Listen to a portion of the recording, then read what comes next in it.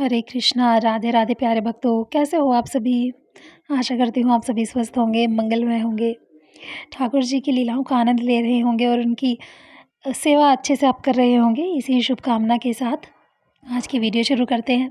प्यारे भक्तों, आज की वीडियो में लेकर आई हूँ ठाकुर जी का एक ऐसे चमत्कार की कथा, जो अभी हाल ही में होली पर एक भक्त के साथ हुई है, जिन्होंने हमारे साथ वो अपनी जो लीला है, अपने वो चमत्कार ठाकुर जी का शेयर किया है। तो आइए बताते हैं वो क्या चमत्कार हुआ इस होली भक्त के साथ।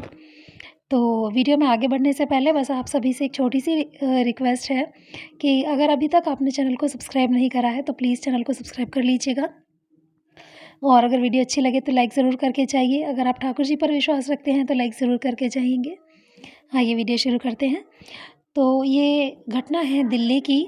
दिल्ली एनसीआर में रहने वाले एक भक्त हैं, जो इसी होली पर ठाकुर जी के साथ वृंदावन में होली खेलने के लिए गई थी। लेकिन भीड़ के चलते वृंदावन में होली पर, जैसा कि आप सभी को पता है कि हमारे ठाकुर जी के साथ होली खेलने के लिए लाखों करोड़ों भक्त वृंदावन पहुंचते हैं। तो उन्होंने अपने जो बाल गोपाल लड्डू गोपाल जी हैं, उन्हें अपने साथ ले जाना उचित नहीं समझा और वो वृंदावन ठाकुर जी के साथ होली खेलने के लिए चली गई। अब होली खेलने जा तो रही थी वो, लेकिन उनके हृदय में सिर्फ ये चल रहा था कि मैं वृंदावन चली जाऊंगी तो मेरे ठाक बाल गोपाल की सेवा कैसे होगी और उनके साथ मैं होली कैसे खेल पाऊंगी। लेकिन मन में एक आनंद भी था, हर्ष भी था कि प्यारे ठाकुर बांके बिहारी जी के साथ वो होली खेलने जा रही थी। तो बस इसी कश्मकश में उन्होंने एक डिसीजन लिया। उन्होंने सोचा कि मैं अपनी जो सेवा पूजा है वो भाव से करूँगी। अपने ठाकुर जी की सेवा, अपने ठाकुर जी को मैं घर छोड़ के जाऊँगी, अपने बाल गोपाल जी को, लेकिन भाव से उनकी हर समय मैं सेवा करूँगी। बस अपने हृदय को इस तरह समझाया और जाने से पहले उन्होंने अपने घर में मंदिर में बाल गोपाल जी के पास हर तरह का जैसा भी वो अवेलेबल उनके पास था, कलर गुलाल, तो सारा गुलाल ठाकुर जी के पास रखा। खाने के लिए मिठाइयाँ उनके पास रखी और जल रखा उनके पास। ठाकुर जी से आग्रह किया बाल गोपाल जी से कि हे बाल गोपाल, अब मैं वृंदावन आपके धाम आपके साथ होली खेलने वहाँ जा रही हूँ, तो आपकी सेवा मतलब फ़िज़िकली शारीरिक रूप से तो नहीं कर पाऊँगी, लेकिन भाव रूप से जो भी सेवा आपकी मैं कर पाऊँ उसे आप स्वीकार कीजिएगा।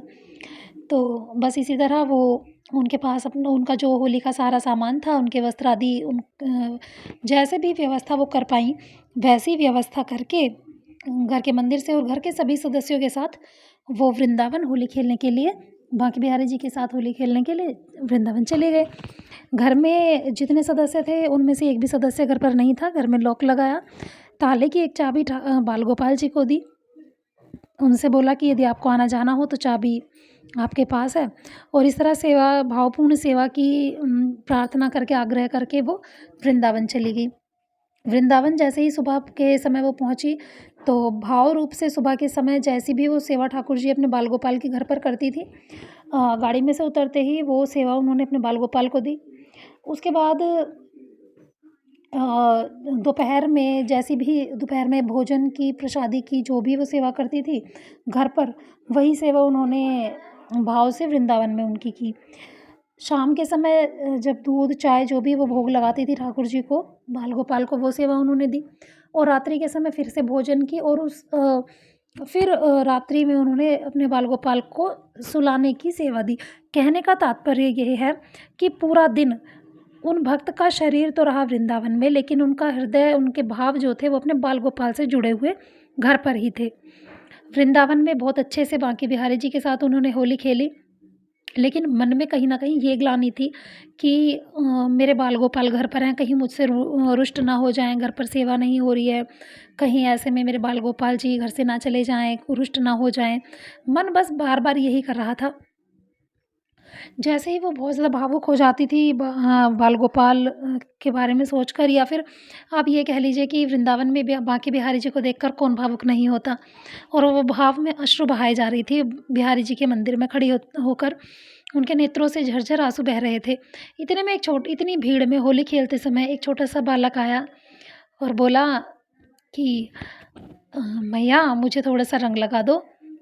तो अचानक से उनकी जो संवेदना थी वो लौटी और कुछ सूझा नहीं। उन्होंने सोचा होली खेलने के लिए बच्चे हैं तो बस उन्माद में बच्चे किसी का बच्चा आ गया है तो उन्होंने उसको रंग लगा दिया, अच्छे से कलर लगाया। अब वो अपनी सास से बोली कि मेरा मन अपने बाल गोपाल को देखने का कर रहा है, हम जल्दी से चलते हैं। तो उनकी सास ने कहा कि तू चिंता मत कर और तू ज़्यादा भावुक हो रही है, इसी वजह से तुझे जाने की ज़्यादा हो रही है जल्दी और तू बेचैन भी ज़्यादा हो रही है। तो बस इसी वजह से उन्होंने क्या किया कि नहीं, ऐसा कुछ भी नहीं है, हम अच्छे से वृंदावन में दिन व्यतीत करा उन्होंने और शाम के समय वो अपने घर चले गए। दिल्ली से वृंदावन आने में 2-3 घंटे का रास्ता लगता है, वो अपने ऊपर है, इतना ही सफ़र है। अपने ऊपर है कि हम रास्ते में कितना समय इधर-उधर व्यतीत करते हैं, बाकी तो 2-3 घंटे में आसानी से आया जा सकता है। तो वो शाम के समय, रात्रि के समय 9-10 बजे के करीब अपने घर पहुँचे। जाकर सबसे पहले वो जो भक्त थीं, वो उन्होंने अपने घर का मंदिर देखा। मंदिर में जैसे ही उस मंदिर में वो उन्होंने प्रवेश किया, पहले तो वहाँ पर जो खुशबू थी गुलाल की बहुत ज़्यादा आ रही थी, ऐसा लग रहा था मानो हवा में गुलाल मिल गया हो।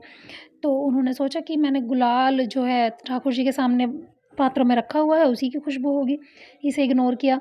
अब आगे बढ़ी और मंदिर के जैसे ही उन्होंने पट खोले, वो हक्की-बक्की रह गई और उन्होंने तुरंत अपने पति, अपनी सास, घर में जितने भी सदस्य थे सभी को बुलाया और उनके बहुत ज़ोर-ज़ोर से रोने लगी।